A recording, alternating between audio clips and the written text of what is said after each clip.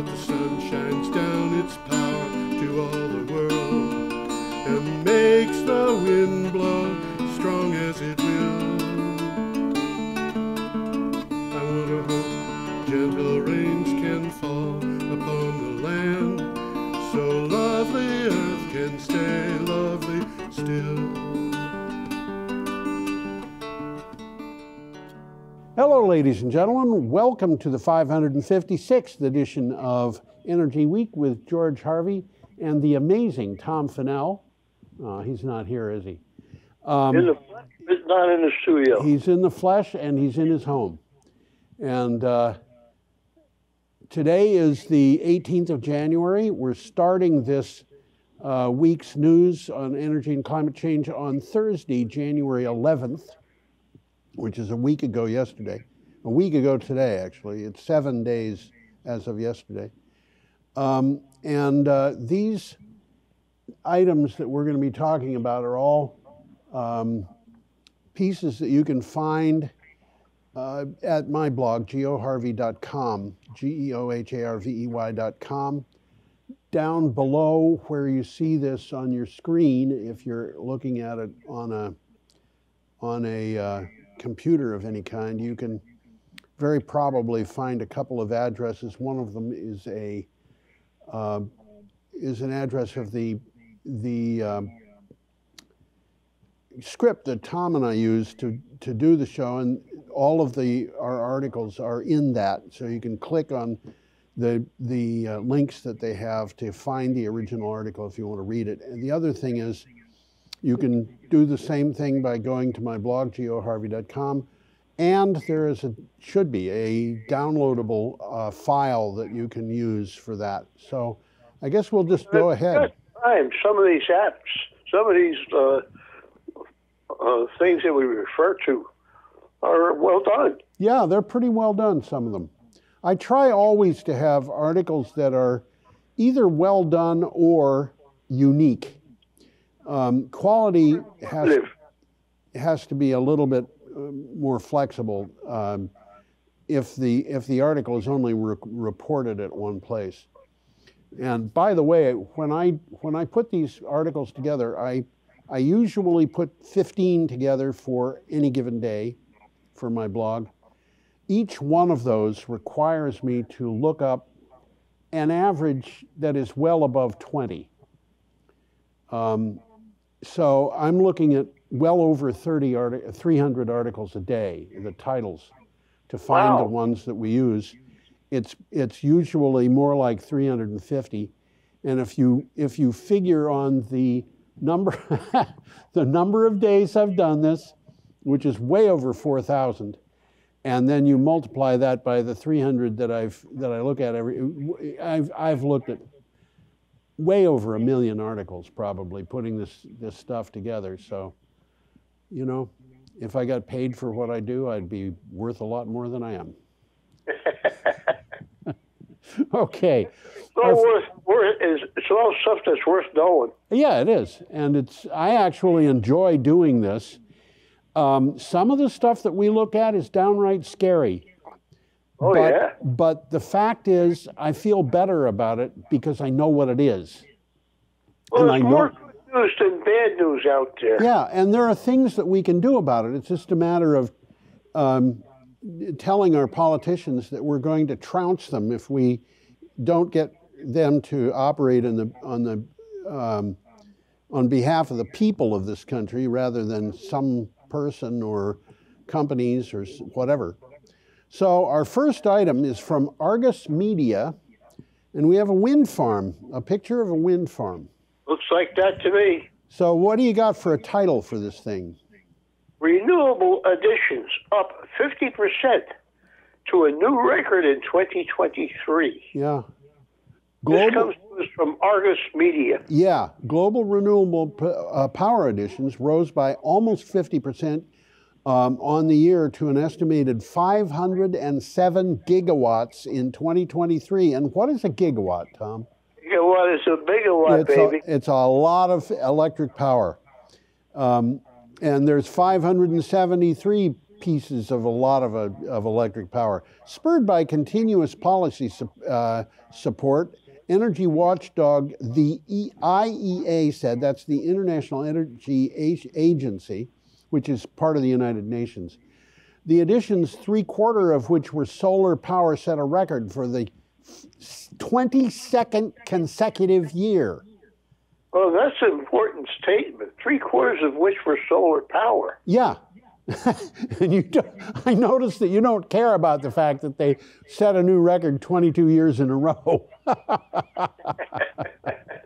Well, they had to set a new record 22 years in a row because they've been growing. You know, that's not a big deal, but yeah, 3/4 of them were solar power. Why did that happen? It's because of money. Well, solar power is the technology is arriving. Yeah, I think it has arrived. They arrived because there's more to come, but I mean the technology is there. 10 years ago, it wasn't there. Yes, I agree. Okay, our next item, we have a picture of an airplane, kind of a weird airplane. I mean, it's got 8 propellers. It's got 8 propellers, each of which has 5 blades on it. And this is from ABC News. And it says, and I quote, how passenger electric planes could become a reality within the next decade. Yeah. Now that's very interesting. I think it is. The race to decarbonize aviation is heating up, with researchers finding a way to make passenger airplanes operate on 100% electrical power. One new plane will be able to hold 90 people and fly up to 500 miles without having to stop. Say that again. That's significant. One electric plane, is that what you mean? One new plane will be able to hold 90 people. So this is substantial. It's not gigantic. This is serious. This is serious, and it will fly up to 500 miles without having to stop to recharge. Well, this is serious. Yes, it is. Yes, it is. It is serious. It means that you could fly, as I recall, it means that you could fly from Boston to Washington, D.C. Not from New York to Chicago, but from Boston to Washington, D.C. Right. This is with one charge. Yeah, with one charge. Otherwise, you'd have to have charging stations in the sky. I always joke about long extension cords, but of course that's not right. Oh, they use balloons. They use balloons. There you go. Yeah, they slow down. And you know, the fact of the matter is, we're going to have trouble getting from New York, say, to London, or New York to Paris by airplane if it's going to be done entirely electrically. But we would not have trouble doing that using basically technology that already exists if we're going to do it with a blimp or a dirigible or something like that. And I think that is where we might end up with luxury transportation in the future. Blimps will take a long time, but they're big enough that you could have a blimp that has beds for people to sleep overnight, and you know, has a restaurant on board and stuff. I don't like think that. it'd be a blimp. It'd be bigger than that. It'd be a dirigible. It would be a dirigible, yeah. And the one thing that really was awful for blimps and dirigibles, and let's forget about hydrogen because we don't have to worry about that either, for various reasons. But the one thing that was really bad about them was if they hit wind shears, which would tear them apart. But the radar that we have today will detect that kind of weather so that people don't have to be exposed to it. Okay, I'm going to go ahead. Why not? Yeah, why not? We have an item from Clean Technica and a picture of a flood. Looks like a flood to me. It doesn't look like a place I would want to try to go down the street on my bicycle. Well, it comes from Clean Technica. Yeah. And it says more and more U.S. homes are facing a flood risk. Yes. The list of the nation's most flood-prone homes is growing longer. Natural Resource Defense, NRDC. Natural Resource Defense what? Committee? Commission? I think it's council. Council, that's what it is, you're right. Updated Losing Ground, that is the Losing Ground is a name, dashboard now includes data on severe repetitive loss properties from the inception of the National Flood Insurance Program through late 2022. With a changing climate, the trends are worrying. Now, I want to. Again, the trends are worrying. They are, yeah. And I want to point out what is meant by this, because the National Flood Insurance Program is a program that was put together by the federal government because it was getting bad enough that if you had 2 major storms in 1 year, it was clear that they could wipe out a bunch of insurance companies, which meant that the value of the insurance was completely undermined unless somebody could step in. So the government guaranteed the insurance for flood, provided that the properties that were being insured did not have multiple claims, and the deal was that you could have 2 claims, and that was the limit. That was it. After that, you're on your own. So, interesting. Huh? That's interesting. Yeah, but it meant that people could get flood insurance who otherwise couldn't. Yep. And that's a problem that already exists. There are properties in the United States, many of which are beautiful properties, mansions and things like that, that don't have any ability to get flood insurance. And because of that, they can't get mortgages. And because of that, it's basically almost impossible to sell them, except to a buyer who's got cash to buy them. When I lived in Wardsboro, I lived right on the river. Yeah. And a flood came and took off my porch. Yes. I had flood insurance. Yeah. So I tried to collect, and they said, wrong kind of flood, you don't get anything. Well, you know, every insurance they try to... A little bit more to this because I called up Leahy. Yeah, well... And Leahy fixed it for me. There was a reason why people liked Senator Leahy. And it was because he acted like Senator Leahy. Okay, should we go on? Can't dance. I knew you were going to say that. Nice picture of a farm, and it says it's in Pennsylvania. Couldn't prove it by me. Well, you know, every time I look at this picture, and I've done it a couple dozen times in the last week because I've been putting things together and so forth, it reminds me very much of the farms that were around where I lived as a child from kindergarten through 8th grade, thereabouts. It doesn't remind me of farms in New Hampshire. And, you know, in Illinois, I lived in towns and one city. In every single place that I lived, including the city, which had a population of 65,000, I was within walking distance of big farms. And in New Hampshire, I was out in the country. Basically, farms was all there were, but they were little farms compared to the ones in Illinois.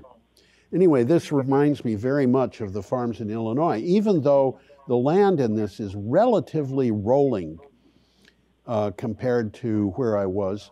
The fact is that there were places near where I lived where it was a little bit more rolling than this. But this is farmland. You know, there people who are farmers know how to deal with land, and it's almost always more or less the same. Well, it's not a farm in Vermont, I think that's for sure. I feel pretty confident that that would not be a farm in Vermont. Although, if you insisted that it was, I'd believe you. This is from a publication called Farm and Dairy. What do you got for a title?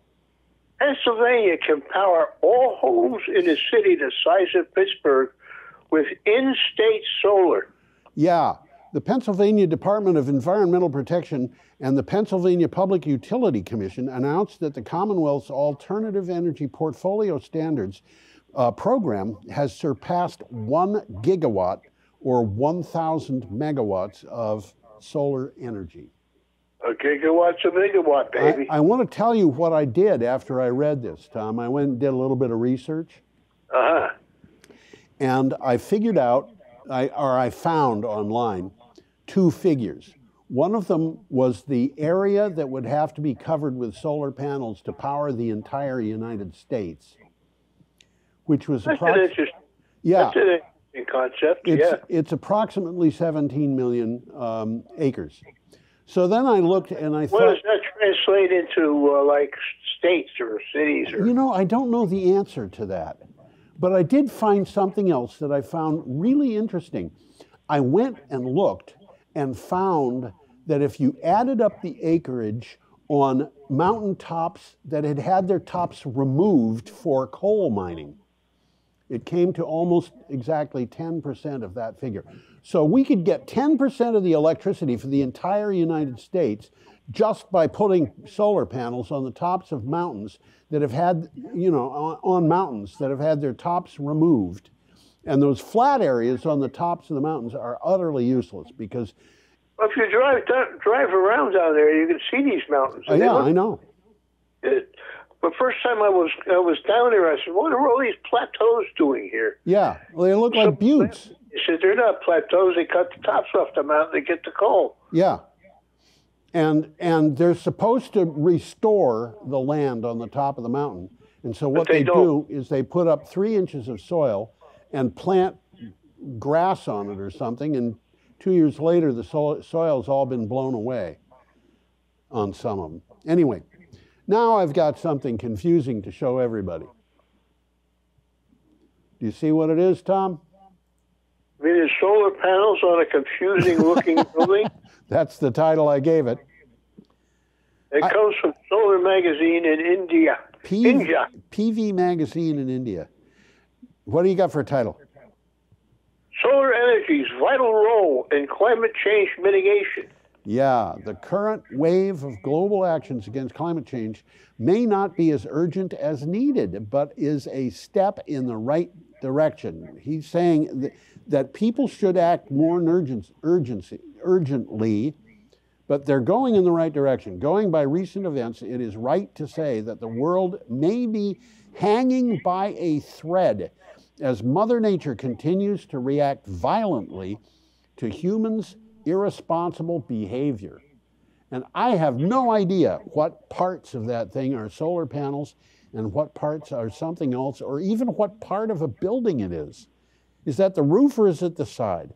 I don't know. No, I just don't know.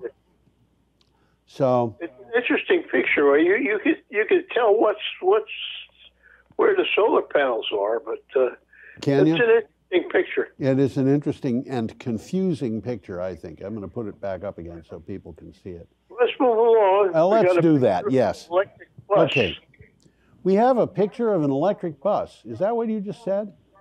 That's what I just said. Yes, indeed it is. This is from Clean Technica. And this is a BYD bus. Yeah. Whoop. I've stepped on your tongue there. What'd you say? I was saying it's a BYD bus. Go ahead. Oh, okay. BYD elect buses for Mexico City Bus Rapid Transit. BYD has been selling electric buses around the world for years, and it just delivered another big order to Mexico. The Mexico City Metro Bus, a bus rapid transit system that's getting to be nearly 20 years old, having been started in 2005, has taken delivery of 20 electric BYD buses. Now, Makes sense to me. What? Makes sense to me. It does, but you know, this is not a huge order, although that is a big bus. You can tell that it's a big bus because it's got multiple axles on the back end. Yeah, it's a good size bus. Yeah. Full size. They're talking about 20 buses being a big order. And a year and a half ago, close to 2 years ago, Bogota, Colombia, placed an order with BYD for 702. Wow, that's an order. And when that order was placed with BYD, it was only a few months after BloombergNEF did an inventory of electric buses in the United States and found fewer than 700 of them. So they were placing one order, one city in Latin America, where people mostly speak Spanish. I got news for you. the world is not as crazy as the United States sometimes. These people placed an order that was bigger than the entire inventory of American electric buses. Wow. So, well, BYD stands for Build Your Dream. It sure does. It's a Chinese company. Yeah. Yeah. The Chinese make acronyms for English words. I don't know. What do you say? Okay, this next thing is a weird picture, if you don't mind my saying so. It is. It doesn't look weird to me. I don't know. It's to my way of reservoir. What? Is a pumped hydro reservoir. Reservoir. Is that French? Yes. Well, I'm glad you told me. I thought it was English. Anyway, this is from Clean Technica. What do you got? Pumped hydro accelerating into a grid storage future. Yes. A lot of great pumped hydro news has come around from around the world in the past month. So a bit of roundup is in order. This article obviously provides that roundup. As a reminder, pumped hydro is the gravity storage solution that has actually been put into common use, unlike concrete blocks, hillside rail systems, and elevators. The author of this particular article really loves to put down certain technologies, and the last three that he talked about, I don't know. I don't see anything wrong with hillside rail systems or elevators or whatnot. No, not at all. And concrete blocks is kind of interesting. We've talked about that one. Yeah, and I really like the idea of the rails. The railroad cars that make electricity as they go down the hill. And that's interesting, yes. Yeah, yeah. Okay, let's go on again to the next thing, which also comes from Clean Technica. And this is a bit of a weird picture, but this is the kind of science that I find a little bit exciting. Well, the picture supposedly is capturing and releasing carbon dioxide. Right. It comes to us from Clean Technica. That is correct. A lot of stuff this week comes from Clean Technica. A lot of stuff comes from Clean Technica. Today, when I went to Clean Technica, they had posted 20 articles in the last 24 hours. So, you know. They do a good job. I think some of the authors who write regularly for Clean Technica do a good job. I write for Clean Technica, but not exactly regularly. Anyway, what do you got? ETH Zurich process uses sunlight to remove carbon dioxide from the atmosphere. Now, I'm not sure what ETH stands for, but the company is called ETH Zurich. Yeah, it's actually, I think it might be a university. I looked it up, I don't remember. Researchers at ETH Zurich have found a solution that is a liquid, salts in water, that captures carbon dioxide when it's in the dark and releases it when it's in the light. Now, is that weird or what?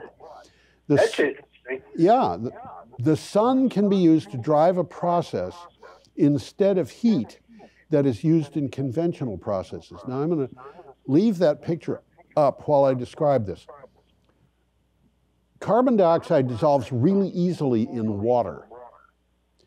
And, yes. and it dissolves far more easily in cold water than it does in hot water. So if you just put, you know, a water spray on the fumes coming out of a factory, you can capture a lot of the carbon dioxide coming out of the factory with that water. You want to keep it cold so you can keep as much carbon dioxide in there as you can. Then what you do is you heat it up, and that causes the carbon dioxide come off. Now, unlike the exhaust that was coming from the factory to begin with, this carbon dioxide that comes off because you're heating up the liquid it can be almost pure. It's pure except for a little water vapor. So that's one way of capturing the carbon dioxide. In this case, you don't have to heat it or cool it. You can just expose it to the sun or not. Well, a lot of people are working on interesting stuff that 10 years ago they wouldn't have even thought of. That's right.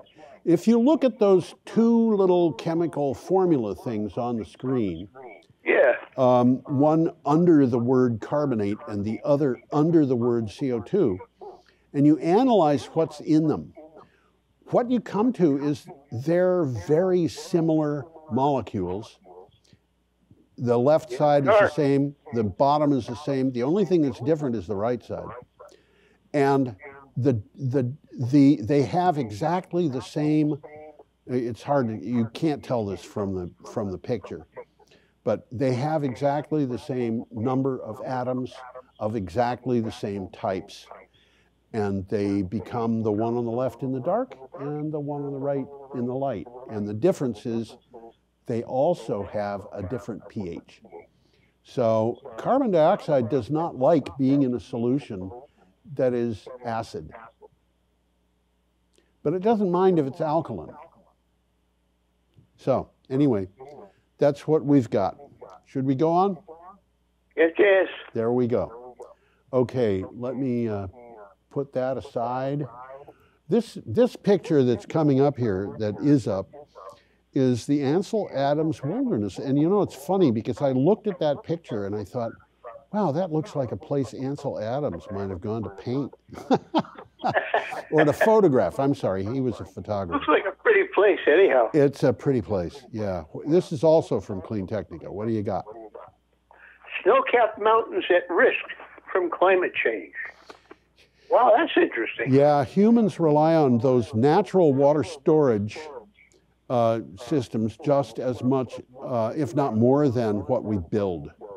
So what they're saying there is we store a lot of water, but most of it is natural storage.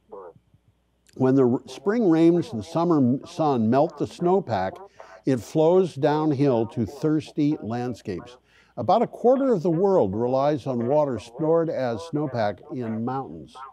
And I don't think we realize that much. No. And what they're saying is our storage of that snowpack is being destroyed. Yeah, it is. Yeah, it's being destroyed. And so, you know. There will be consequences. There will be consequences. Yes, that's right. We are up to Sunday, January 14th. All day. And we have a picture that is titled badly, I think, Destructive Fire. I had to go look for this photograph, and when I found it, I couldn't use the caption that was with it, so I just called it Destructive Fire. And when I looked at it later, putting this show together, I decided that's probably not a destructive fire. Oh? I knew you were going to say something like that. I think that fire was set specifically so firefighters could practice fighting a fire. That's a possibility, sure. Yeah. It's the whole building is in flames, and it looks like it's freshly in flames, and I think they set it up to burn. Anyway, this is from Clean Technica. What do you got? Well, it's our old friend Bill McKibben. Yep. And he's on, well, Bill, I'll say the whole title. Bill McKibben on global heating, capitalism, insurance, and social friction. Social friction. In his latest Substack post, Bill McKibben delves into the insurance crisis brought by a warmer climate. We've already mentioned that in this show. He says that insurance is the lubricant that makes commerce possible. Without it, he says, we will lose important parts of our local, national, and global economies. So Bill McKibben is not exactly against insurance, obviously. But the fact is that climate change is messing with insurance companies, and they have to stay in business or we will be out of business, some of us. Well, that's why you have insurance. That's why you have insurance, in case something goes wrong. And if in case something goes wrong, You should say when something goes wrong. Well, actually, you're right there, Tom. Absolutely. Huh? You're right there. Okay, I'm going to go on to the next. Yeah, we got a nice picture of a Honda Zero. You know, I really dislike this car. It looks kind of scary and soulless. Anyway, well, what it says is, and I quote, yeah. Honda Zero, the future of mobility is about to arrive. Yes. The cars Honda brought to the consumer electric, oh, what is the S? Consumer electric something or other. That's what it is. S stands for something or other. CES 2024 are not electric versions of Hondas we often see. In fact, the two car shows, the Saloon and the Space Hub, look like no other vehicles Honda has ever produced.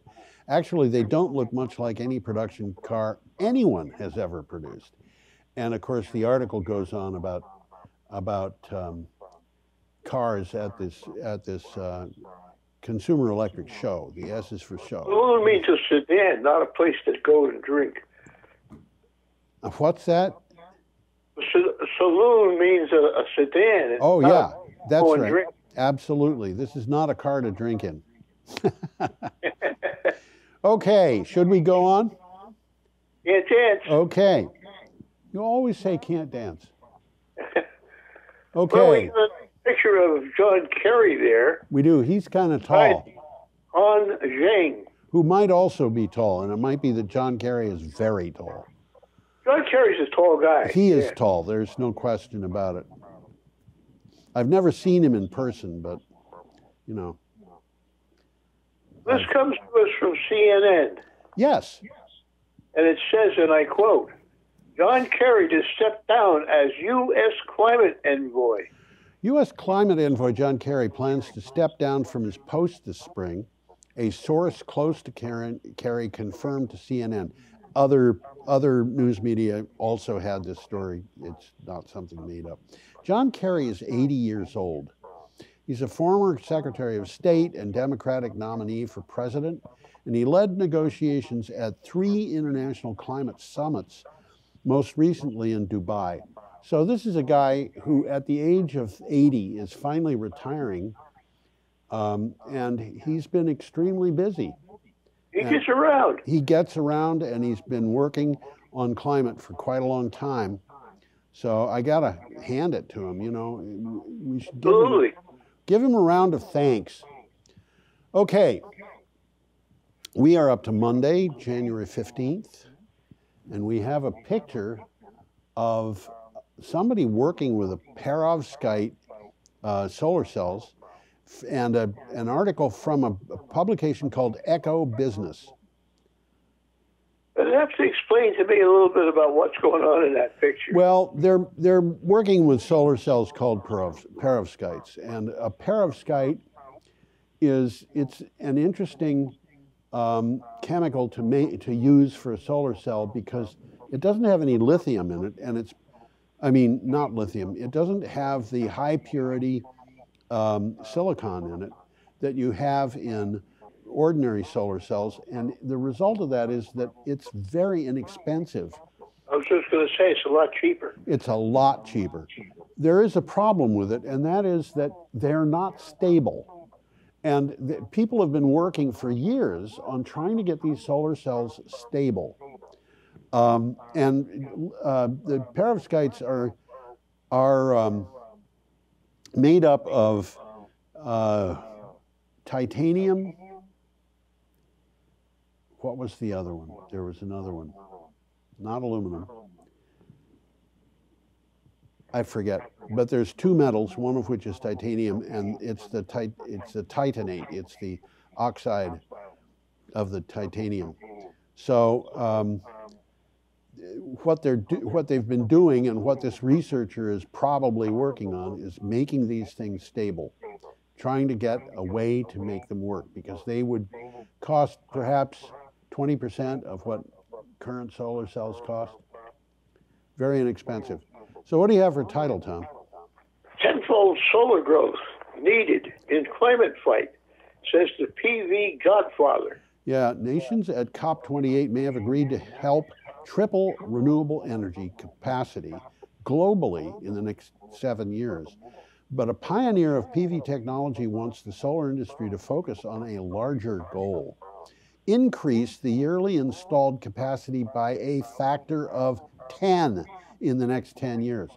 So this, yeah, this person who is called the godfather of PVs says that we have to make solar cells and put them up at a speed 10 times what we're doing now. That's what it says. That's what it says. Okay. Our next item comes from the BBC, and it is accompanied by a very weird picture. And this picture is called Subsea Collector, but I should have just titled it Weird Picture. It is a weird picture. It is. What do you have for title? I quote, is seabed mining an economic necessity or hazard? Yeah. The Metals Company, that is the name of the company, The Metals Company, uses remote-controlled machines about the size of trucks to scoop up rocks sitting on the seafloor. Testing is going on, but the Canadian business hopes to get authorization to start commercial mining in international waters in the North Pacific as early as the end of 2025. These things they just tool along the bottom of the ocean and pick up rocks. That's right. And the rocks just sit on the bottom of the ocean. They're right there. You don't have to dig for them. Now, they're there. Yeah, and the question is, as this thing goes across the bottom of the ocean and is picking up rocks, is it going to really mess with ocean life? And we don't know. We're going to have to find out. And if it does... They're not digging anything. It's just tooling along the ocean floor. Yeah, that's right. And, you know, with the computers we've got and the tools that we've got, it should be possible to have this thing selectively picking up the rocks, which are called nodules, polymetallic nodules. It should be able to pick those up without really disturbing whatever animal or plant is down there. So if there's crabs on the ocean floor, wouldn't be very many plants, because plants generally require some light source.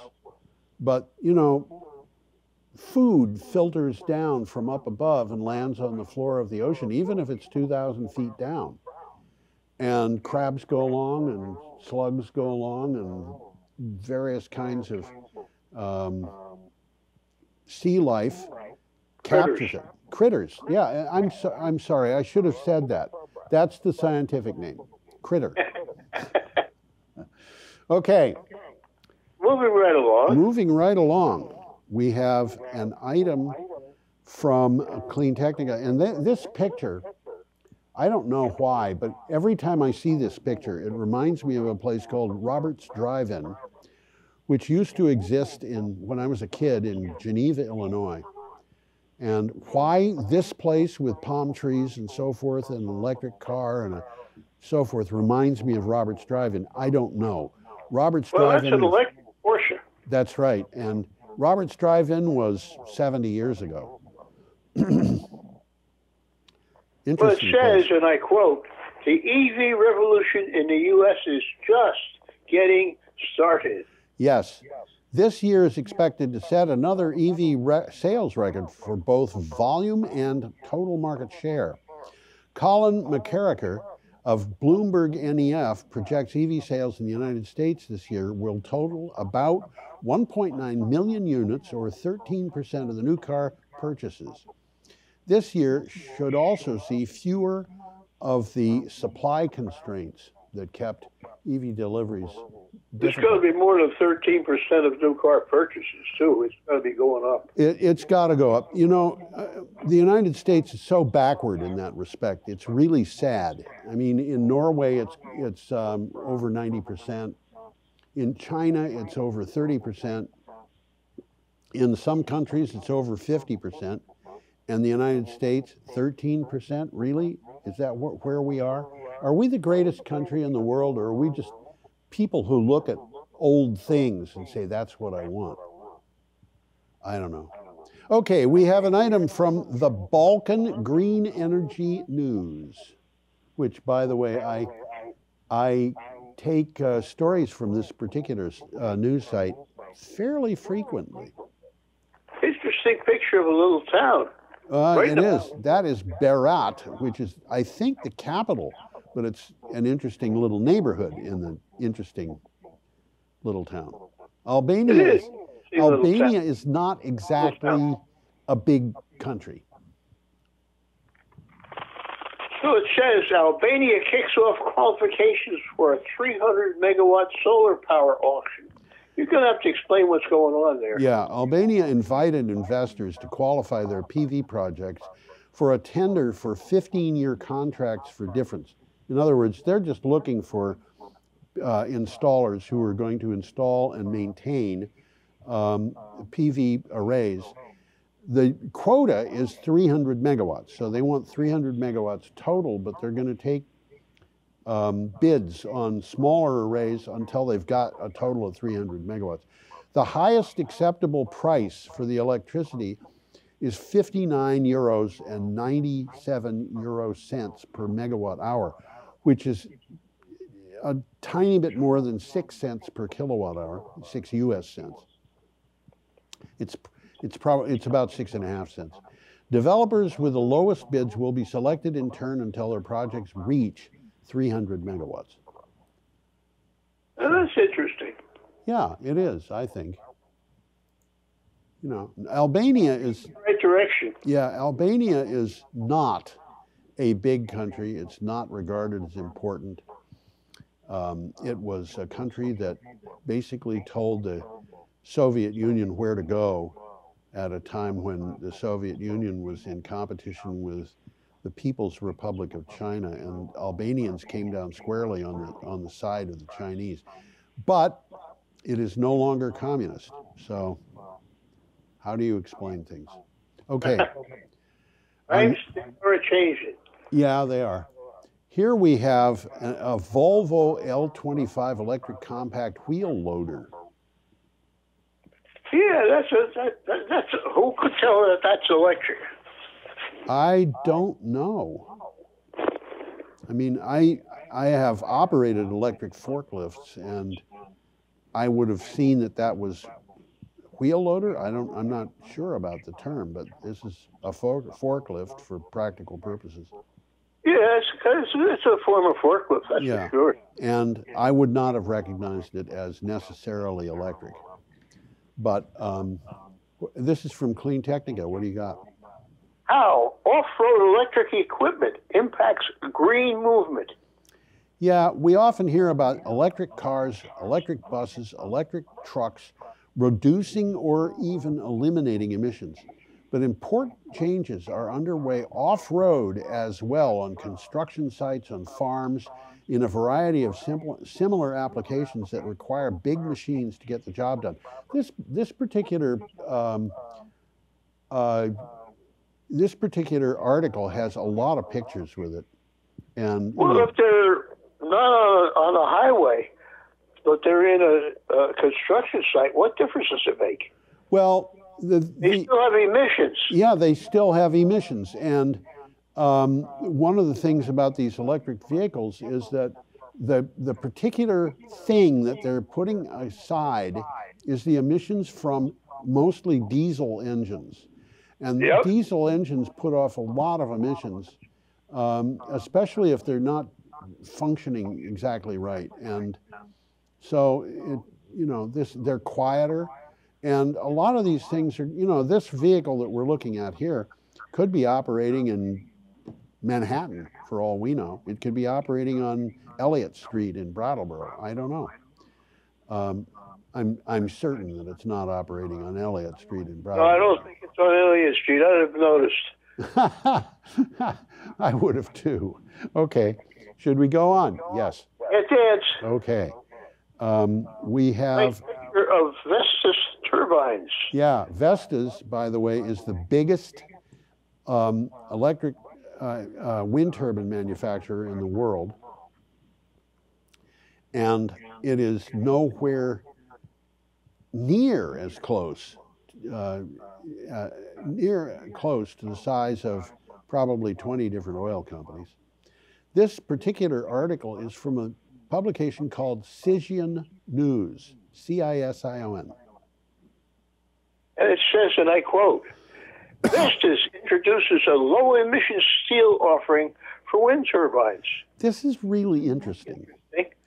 Vestas established a partnership with ArcelorMittal to launch a low-emission steel offering that significantly reduces lifetime carbon dioxide emissions from the production of wind turbine masts.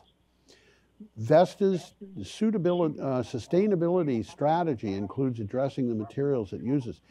Well, we had an article last week about a company that was introducing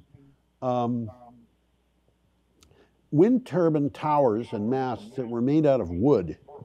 Yes. And this is Vestas getting its act together to produce low emissions masts, which, you know, if you're making steel and you're making it from iron ore, you're going to have a lot of emissions if you're doing it the traditional way. And part of that is because you're going to be using a special grade of coal. And part of the use of that special grade is to include carbon dioxide in the steel alloy. So you hear of things like high carbon steel.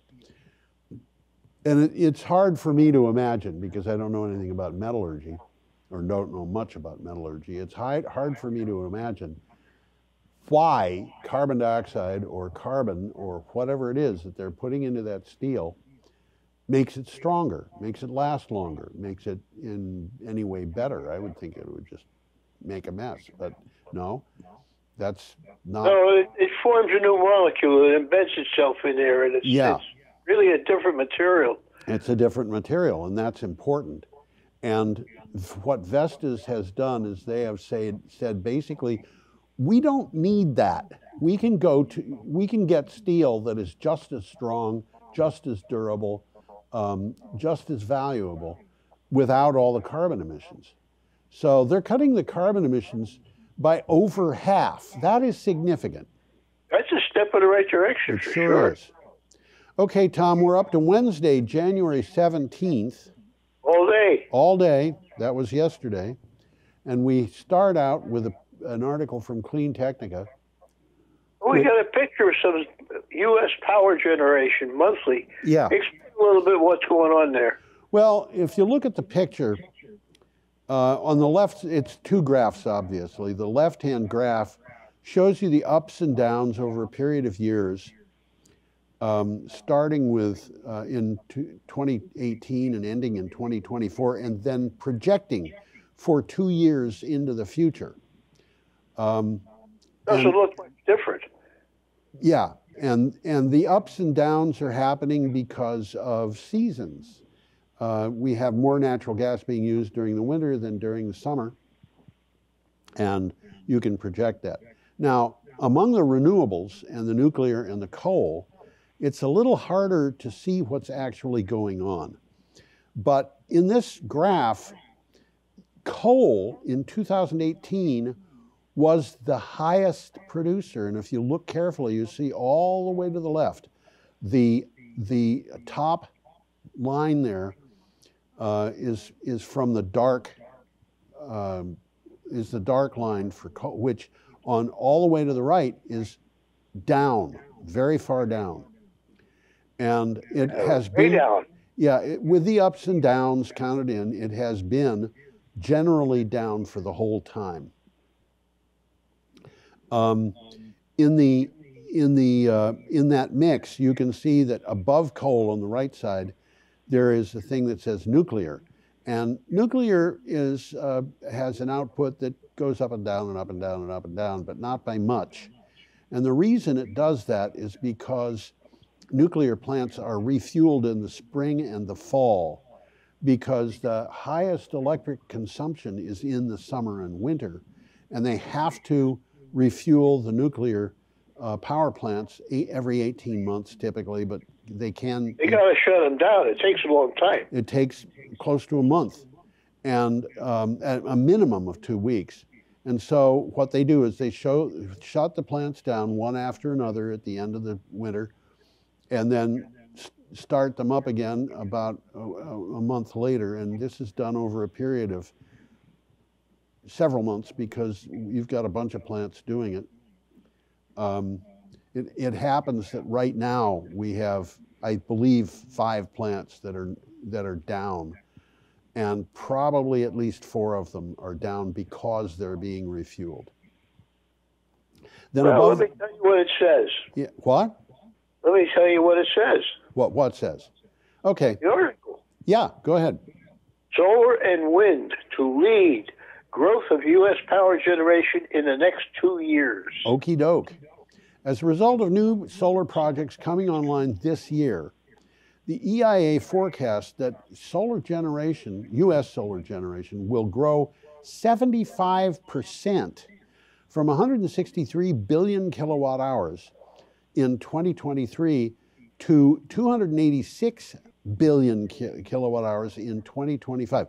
So it's going to grow from 163 to 286. That is significant growth in 2 years. Absolutely.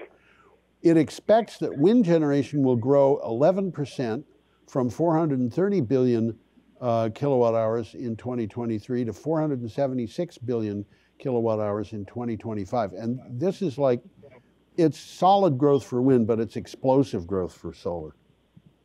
Well, one of the things that's happening is people are going to start realizing you don't have to pay for fuel anymore.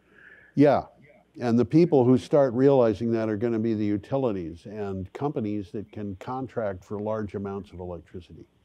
And it's going to make a difference. That article, by the way, that we just saw came from Clean Technica. And we have a picture now of a street in Baku, Azerbaijan. That's what it says. It's the last time I went down this street was probably in some other lifetime. What can I say? I don't know. I think it comes from that publication that everybody must read called the Azer News. Yeah, and actually, this is not the first time I've used stuff from the Azer News. Uh-huh. What do you have? Azerbaijan makes smooth shift to renewables from fossil fuels.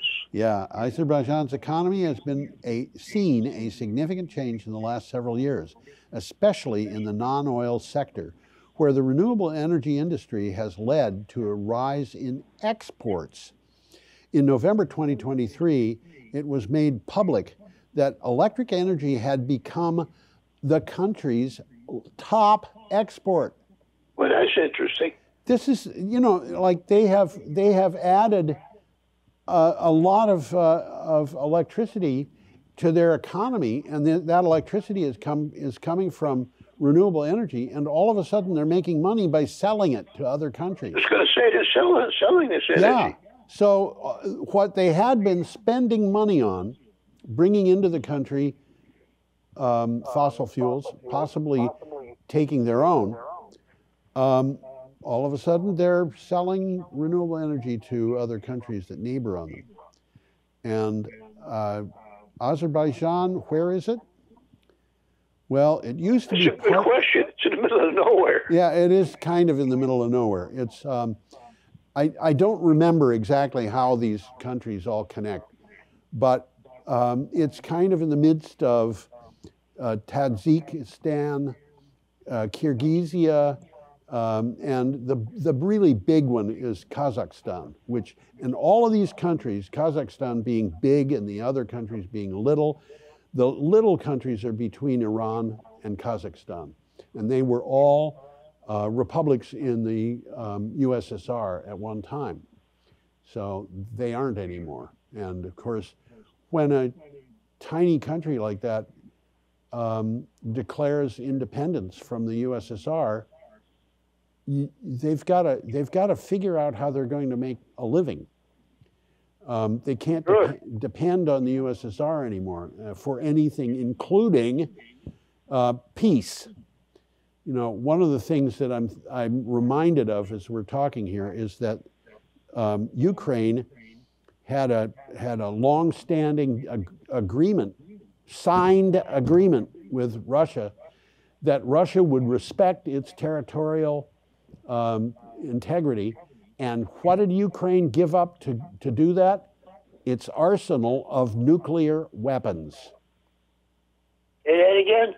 They gave up their arsenal of nuclear weapons in exchange for a guarantee of territorial integrity from Russia. And I got to tell you, if that's the way the Russians do business, never trust Russia. Or at least not trust the people who are running Russia now. Yeah, you're right. You know, what can I say?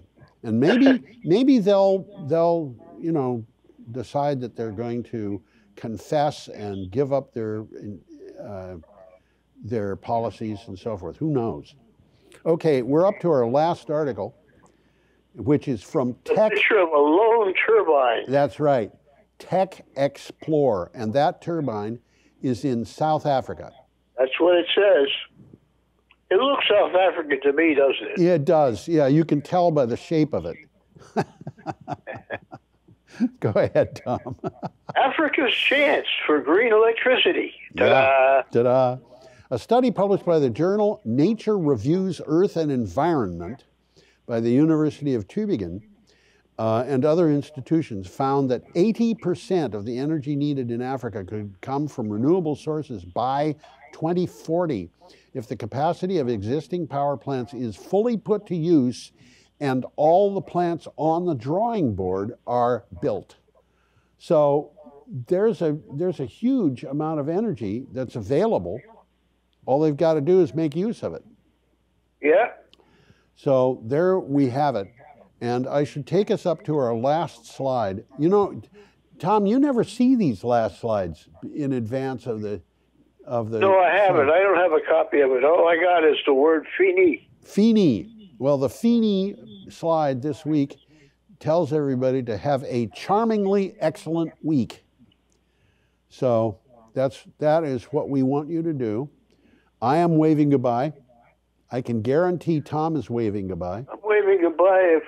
I don't think my cat's waving goodbye. I think he's taking a nap somewhere. Well, that's what cats do. Oh, yeah. He's very good at it. He's very good at it. And a lot of cats are very good at it. I was only marginally surprised when I read something from I don't know, it was a veterinary journal or something like that, that cats sleep on average, something like 16 hours a day. Maybe it was 18 hours a day. I don't remember. I can't believe that because my cat sleeps a lot. Yeah, that's what they do. Why do they sleep so much? It's simple. It's because they're extremely efficient hunters. They don't have to stay awake. I guess, yeah, sure. What can you say? Tom, thank you very much.